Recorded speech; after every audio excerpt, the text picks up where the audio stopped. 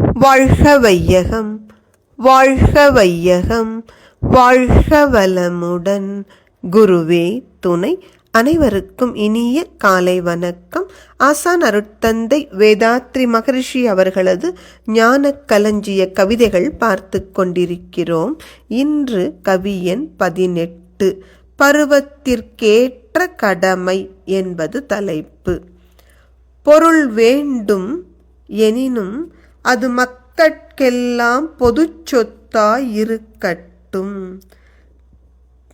இளைஞர் எங்கும் பொருளீட்ட உழைக்கட்டும்.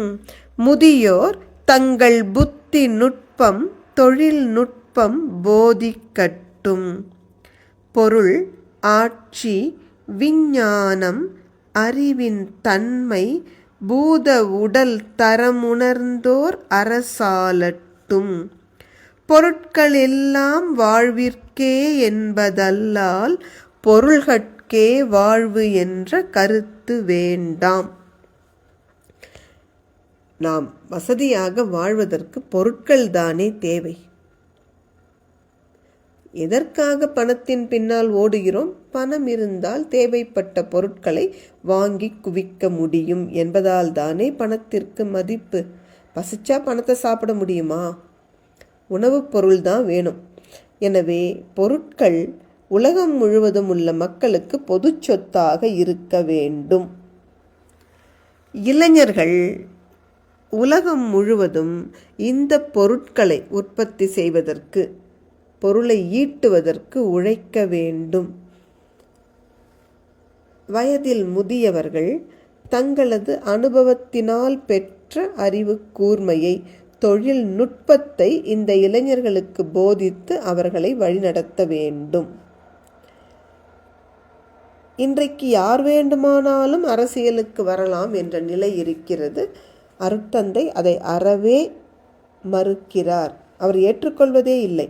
அரசாட்சி செய்பவர்களுக்கு 5 தத்துவங்களில் அறிவு அவசியம் என்று அருட்தந்தை சொல்கிறார்.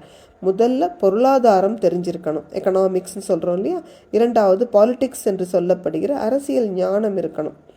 சயின்ஸ் என்று சொல்கின்ற விஞ்ஞானம் தெரியணும். ஸ்பிரிச்சுவாலிட்டி என்று சொல்லப்படுகிற ஆன்மீகத்தில் அவர்களுக்கு அறிவு இருக்கணும்.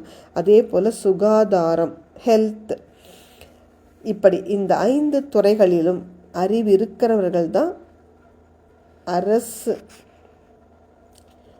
அரசியல் தலைவர்களாக வர வேண்டும்.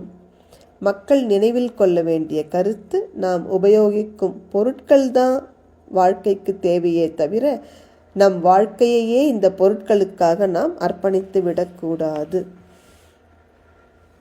என்ன அழகாக சொல்லுவாங்க ஆங்கிலத்தில், we should love people and use things. இன்றைக்கி நம்ம அதை அப்படியே மாற்றிட்டோம். we started loving things and using people. இந்த நிலை மாற வேண்டும். நன்றி. வாழ்க வளமுடன்.